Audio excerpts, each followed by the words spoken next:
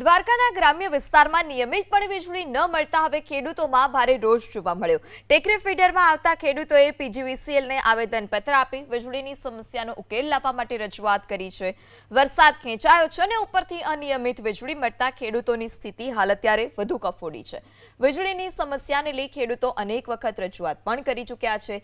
તેમ છતાં ખેડૂતોની રજૂઆતને ધ્યાને લેવામાં ન આવતા આજે ખેડૂતોમાં ભારોભાર રોષ જોવા મળ્યો। ભાજપ નેતા સોમભાઈ નાગેશની અધ્યક્ષતામાં ખેડૂતો રજૂઆત કરવા માટે પહોંચ્યા અને જો માંગ નહીં સંતોષવામાં આવે તો તેઓએ આંદોલનની પણ ચીમકી ઉચ્ચારી છે। પાવર આપતા નથી, ખેડૂતો ખેતી કરી શકતા નથી, પાણી આપી અને વાવેતર કરવું જોઈએ એ વાવેતર કરી શકતા નથી।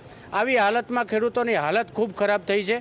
ખેડૂતોને જો આ રીતે થયું તો એક તો વરસાદ નથી, ખેત છે તો ખેડૂતો મરી જશે, ખેતી નહીં કરી શકે તો આજીવિકા છે, આ લોકો આજીવિકામાં પૂરતું પાણી ને પાવર ન મળે તો આ લોકોની હાલત ખૂબ ખરાબ થવાની છે। તો આજે અમે બધા ખેડૂતો ભેગા થઈ અને સાહેબને એક રજૂઆતને આવેદન આપવા આવ્યા છીએ કે અમને પાવર રેગ્યુલર જોઈએ છે।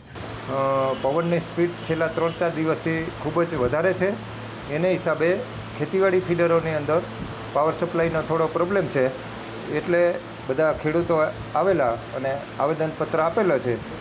અમારે છેલ્લા 3-4 દિવસથી મેક્સિમમ સ્ટાફ, એન્જિનિયરો અને કોન્ટ્રાક્ટરની વ્યવસ્થા કરવામાં આવેલ છે।